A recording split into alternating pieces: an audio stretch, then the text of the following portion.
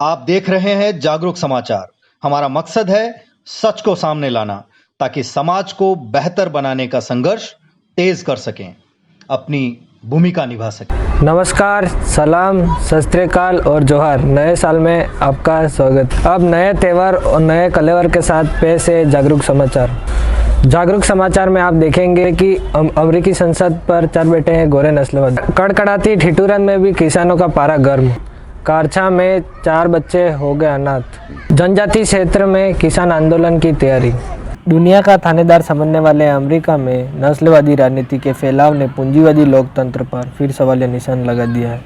इस घटना से एक बार फिर साफ हो गया है कि शोषण तंत्र में राजनेता किस तरह से कुर्सी से चिपककर अपने आकाओं की सेवा करने के लिए तरह तरह के षड्यंत्र करते हैं।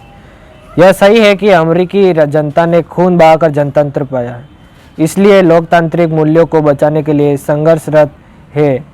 यही वजह है कि डोनाल्ड ट्रंप की बेआबरू होकर विदाई हो रही है और उन पर महाभियोग चलने की भी पूरी संभावना है। यह भी देखना है कि अब की बार ट्रंप सरकार कहकर एक तरफा समर्थन करने वाली भारत सरकार की कथित कूटनीति पर क्या असर पड़ता है। किसान आंदोलन 49वें दिन भी जारी है। किसानों का स्पष्ट मानना है कि जब तक तीनों काले कानून वापस नहीं लिए जाएंगे तब तक आंदोलन वापस नहीं लिया जाएगा।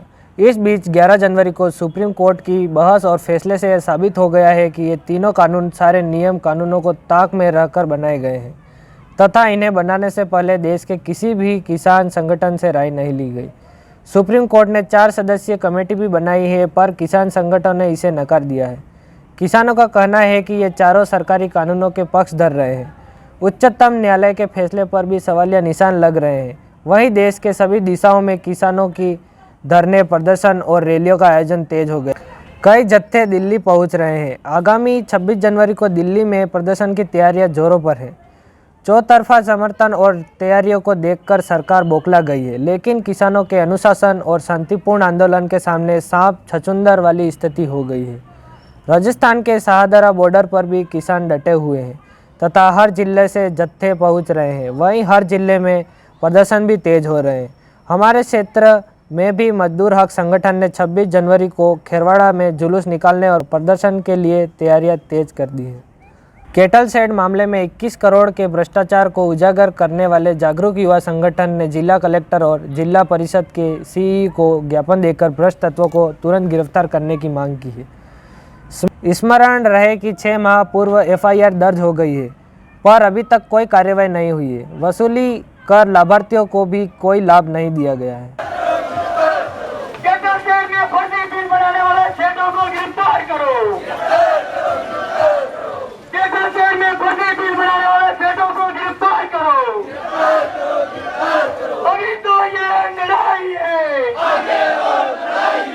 खेरवाड़ा और केसरिया जी दोनों पंचायतों में, पंचायत समितियों में पिछले 1 साल से मतलब केटल शेड का मामला चल रहा है। उसमें 2 बार जांच हो गई है, पर आज तक कोई कार्रवाई नहीं हुई है। FIR दर्ज हो गई है, पर आज तक उसके सबूत यहाँ से जिला परिषद से नहीं भेजे हैं। इसकी वजह से कार्रवाई रुकी हुई है।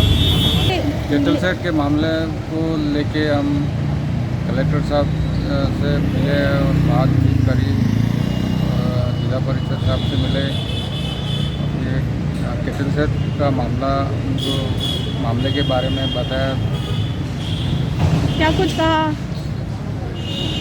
ये मामले के लिए हम चाहते जो भी हुए वो बताएंगे ही उसका। कारछा पंचायत की एक महिला को सांप ने डस लिया। खेरवाड़ा अस्पताल में इंजेक्शन भी उपलब्ध नहीं था। उसे डूंगरपुर रेफर किया गया, पर महिला परिवार के पास पैसे नहीं थे और उसे अस्पताल नहीं पहुंचाया जा सका। 3 दिन तक टोने टोटके करते रहे और अंत में महिला की मौत हो गई। पति की पहले ही मौत हो गई थी। अब उसके 4 नाबालिग बच्चों के सिर से माता पिता का साया उठ गया है और कमाने वाला कोई नहीं है। सवाल उठता है कि आस पड़ोसी कहाँ गए, रिश्तेदार कहाँ गए, समाज के ठेकेदार कहाँ गए, वोटों के भिखारी कहाँ गए। ये पास में ये थंबा उसके पीली बाजू में तो सांप ने ये डफ मारा था। अच्छा, इधर उधर लेके घूमे, पर फिर वायरा हैरा किधर वायरा हो गई आराम पड़ जाओ नहीं। सरकारी अमले और लाभ कमाने वाले ठेकेदारों ने इंसान की मौत को भी मजाक बना रखा है। सरकारी अधिकारी और बिचौलिए गंभीर मामलों को रफा दफा कर देते हैं। कारछा निवासी धुलाराम आहारी 16 साल से बिजली की ग्रिड स्टेशन पर अस्थायी कर्मचारी था। अचानक एक दिन करंट लगने से उसकी मृत्यु हो गई। उपखंड अधिकारी ने लिखित आश्वासन दिया कि मुख्यमंत्री सहायता कोष से 1 लाख रुपए दिलवाएंगे। वहीं ग्रिड के ठेकेदार ने 5 लाख रुपया देने का समझौता किया। घटना को 13 महीने बीत जाने के बाद ठेकेदार अब गायब है और फ़ोन भी नहीं उठाता है। पीड़ित परिवार अभी भी कार्यालयों के चक्कर लगा रहा है। 25,000 नंबर ने आजा तो कितना टाइम થઈ ગયો 1 साल આમાં એને કે 1 સાલ થઈ ગયું ફરા એને કે 3-4 વખત ઓફિસે ગયો એડીએમ સાहब तहसीलदार थानाधिकारी सब जगह गए पर अभी तो कुछ कार्रवाई नहीं हुई।